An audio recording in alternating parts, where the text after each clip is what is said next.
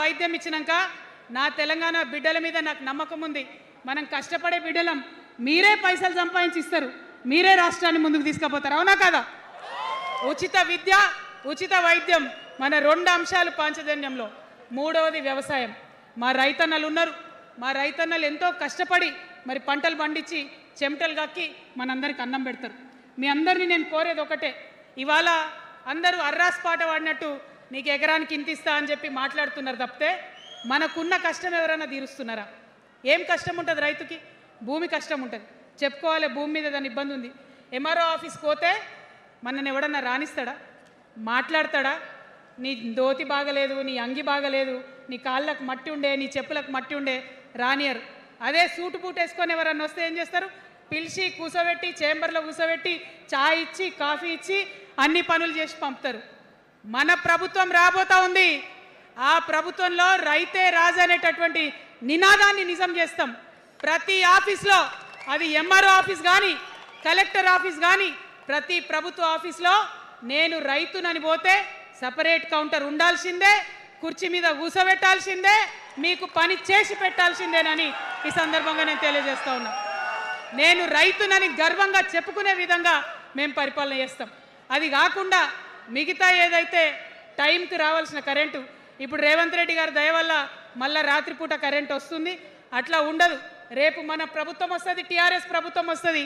వచ్చినాక 24 గంటలు నాణ్యమైన కరెంటు, పొద్దుటిపూట కరెంటు, రైతులకు ఉచిత కరెంట్ ఇస్తాం. అదేవిధంగా యూరియా కావచ్చు, కొనుగోలు కేంద్రాలు కావచ్చు, మీరు ఎక్కడ పోయి అడగాల్సిన అవసరం లేకుండా అన్నీ మీ దగ్గరకు వచ్చేటట్టు చేస్తాం. మరి అనేక అంశాలు ఉన్నాయి రైతుల గురించి మాట్లాడేటి. ఇప్పుడు ఎంత గోసపడుతున్నారో తెలుసు. ఒక్కొక్కటి మాట్లాడుకుంటూ వెళ్దాం.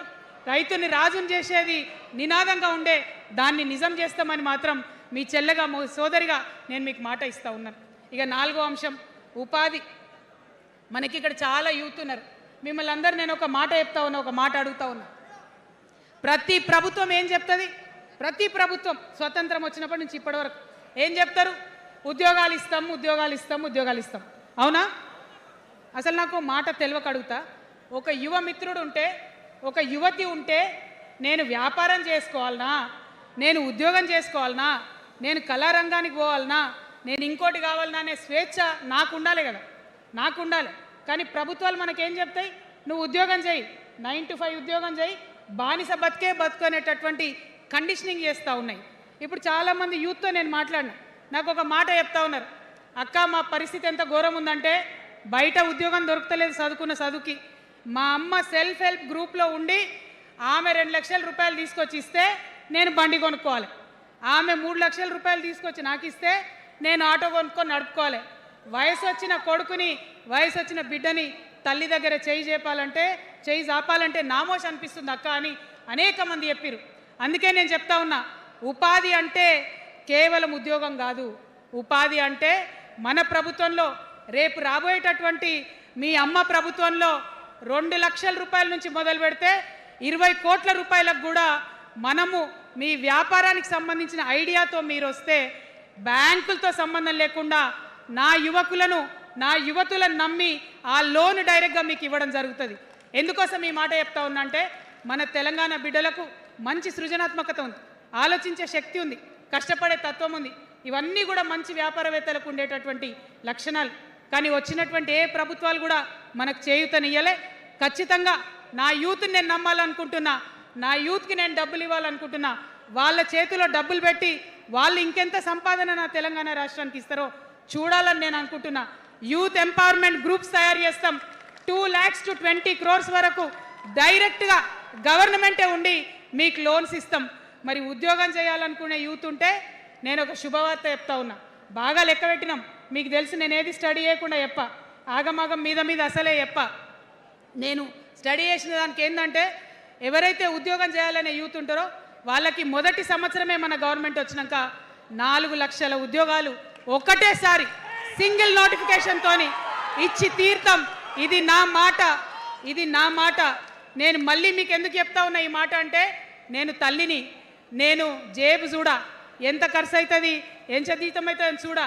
నా కొడుకు కడుపులో ఉన్న బాధను, వాడి ఆత్మగౌరవాన్ని, నా బిడ్డ బాధను, ఆమె చదువుకున్న చదువుకి రావాల్సిన ఉద్యోగాన్ని దాన్నే చూస్తా కాబట్టి మొదటి సంవత్సరమే 4 లక్షల ఉద్యోగాలు ఇస్తాం.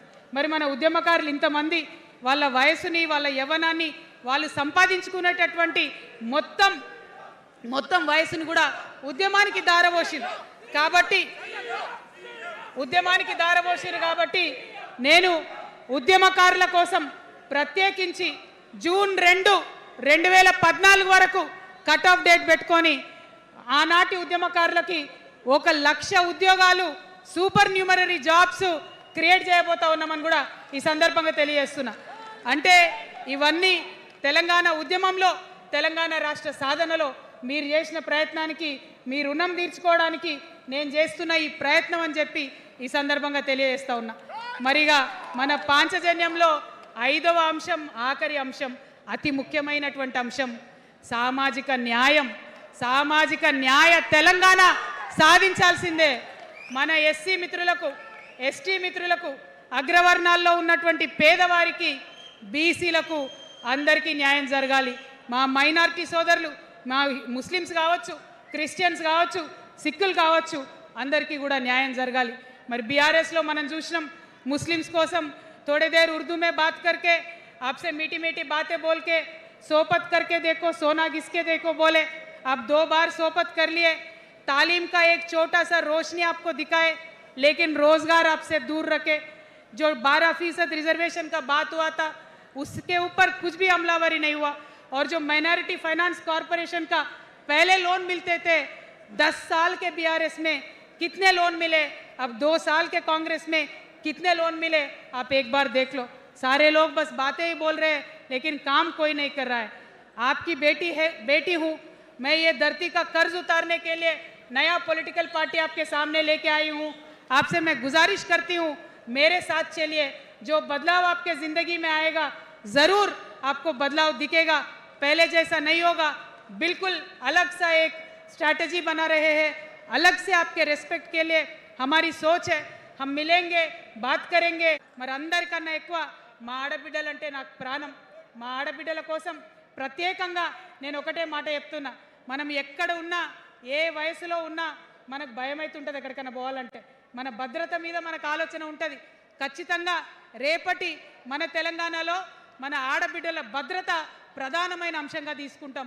అదేవిధంగా ఇప్పుడు చదువుకుంటున్నటువంటి ఆడపిల్లలు వారి ఉద్యోగాల మీద ప్రయారిటీగా తీసుకుంటాం, వారి వ్యాపారవేత్తలుగా తీర్చిదిద్దడానికి ఖచ్చితంగా ప్రయత్నం చేస్తాం. ఇప్పుడు సెల్ఫ్ హెల్ప్ గ్రూప్స్లో ఏదైతే వడ్డీ లేని రుణాలు ఇస్తున్నారో అట్లా కాకుండా ప్రాపర్గా గ్రాంట్స్ ఇచ్చేటట్టుగా ప్రయత్నం చేస్తాం. చిరు ఉద్యోగులు, కాంట్రాక్ట్ ఉద్యోగులు ఎవరైతే ఉన్నారో, ఎవరైతే విస్మరించబడ్డారో వారందరినీ కూడా కళ్ళలో పెట్టి కాపాడుకుంటాం. ఇవాళ ప్రారంభం మాత్రమే, అనేక అంశాలు చెప్పుకున్నాం, కానీ ఖచ్చితంగా పాంచజన్య శంఖం పూరిస్తాం. అవతలి వాడు మనవాడైనా సరే, అధర్మం వైపు వాడుంటే వాళ్ళ మీదైనా సరే యుద్ధం చేయడానికి ఖచ్చితంగా వెనుకడుగు వేయకుండా ముందుకే వెళ్తామని తెలియజేస్తూ, మరి ఈ 3 పార్టీలు కూడా, Congress party single agenda Rahul గాంధీని ప్రధానమంత్రి చేయాలి, BRS party single agenda farm హౌస్లో పెద్దసారి ఉండాలి, చిన్నసారి సీఎం కావాలి, బీజేపీ పార్టీ సింగిల్ ఎజెండా సామాజిక న్యాయాన్ని కథం పట్టియాలి. కాబట్టి 3 పార్టీల మీద కూడా యుద్ధం చేసేది ఉన్నది.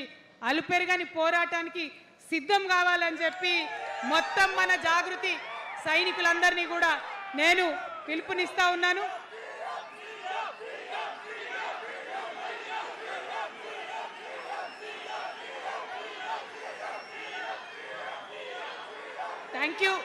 Thank you.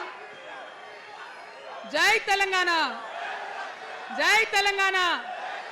జోహార్ తెలంగాణ విద్యార్థి అమరవీరులకు, జోహార్ తెలంగాణ విద్యార్థి అమరవీరులకు, జోహార్ తెలంగాణ అమరవీరులకు. జై తెలంగాణ, జై టిఆర్ఎస్, జై టిఆర్ఎస్, జై టిఆర్ఎస్. టిఆర్ఎస్ అంటే జిందాబాద్ అనాలి. TRS, TRS, TRS. జై తెలంగాణ, జై తెలంగాణ, జై తెలంగాణ.